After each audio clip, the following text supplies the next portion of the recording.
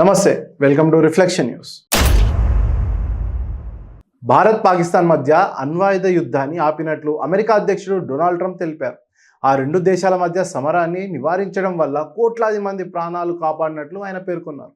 రెండోసారి అమెరికా దేశ అధ్యక్షుడిగా ఎన్నికై ఏడాది పూర్తయిన సందర్భంగా వైట్ హౌస్లో ఆయన మంగళవారం మీడియాతో మాట్లాడారు. గత ఏడాది కాలంలో తమ ప్రభుత్వం సాధించిన విజయాలను ఆయన మీడియాకు వివరించారు. ఓ దశలో తన అంచనా ప్రకారం భారత్ పాక్ అణుదాడి చేసేందుకు సిద్ధమైనట్లు ట్రంప్ పేర్కొన్నారు. 10 నెలల్లోనే 8 యుద్ధాలు ఆపినట్లు ఆయన తెలిపారు. ఎన్నటికీ ముగింపు లేని యుద్ధాలను నివారించానని, కంబోడియా, థాయిలాండ్ మధ్య ఎన్నో ఏళ్లుగా యుద్ధం జరుగుతుందని, Kosovo, Serbia, Congo, Rwanda, India, Pak మధ్య గొడవలు పరిష్కరించినట్లు ఆయన వెల్లడించారు.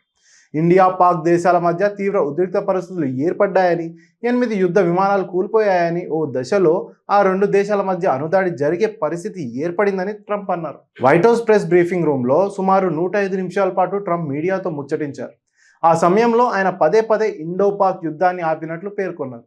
1 కోటి మంది ప్రాణాలను మీరు కాపాడారని పాక్ ప్రధాని తనను ప్రశంసించినట్లు ట్రంప్ మరోసారి గుర్తు చేశారు. నోబెల్ ప్రైజ్ గెలిస్తే అమెరికా సగటు వ్యక్తుల జీవనం ఎలా మారేదని అడిగిన ప్రశ్నకు ట్రంప్ బదిలిస్తూ ఇప్పటికే 8 యుద్ధాలను ఆపడం వల్ల కోట్లాది మంది ప్రాణాలు కాపాడారని చెప్పారు.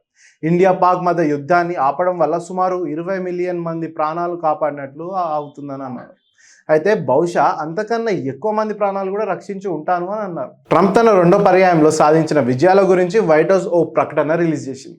ఏంటంటే 365 రోజుల్లో 365 విజయాలు అంటూ ట్రంప్ సాధించిన ఘనతల గురించి బుక్ను రిలీజ్ చేశారు. ఇండియా, పాక్ మధ్య శాంతి ఒప్పందాన్ని కుదిర్చినట్లు ఆ ఘనతల్లో పేర్కొన్నారు. అయితే ఇప్పటి వరకు సుమారు 90 సార్లకు పైగా ఇండో పాక్ సమరాన్ని ఆపినట్లు ట్రంప్ వెల్లడించారు. అమెరికాతో పాటు పలు దేశాల పర్యటన సమయంలో ఆయన ఈ విషయాన్ని చెప్తూనే ఉన్నారు.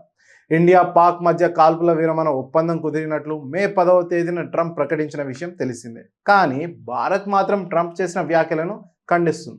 ఎందుకంటే పాక్తో జరిగిన సమరంలో మూడవ దేశ పాత్ర లేదని చెప్తుంది. చాలా యుద్ధాలను ఆపానని, దానికి తనకు నోబెల్ శాంతి బహుమతి దక్కాలన్నారు. Israel, Iran, Egypt, Ethiopia, Armenia, Azerbaijan మధ్య యుద్ధాలను కూడా ఆపినట్లు ఆయన చెప్పారు. ప్రతి యుద్ధానికి ఓ నోబెల్ ప్రైజ్ రావాలని, కానీ అలా అనలేనన్నారు. కోట్లాది మంది ప్రాణాలను కాపాడినట్లు తెలిపారు. ప్రతి దేశాధినేత తనకు నోబెల్ ఇవ్వాలని తన పేరును నామినేట్ చేసినట్లు ట్రంప్ గుర్తు చేశారు. జై హింద్.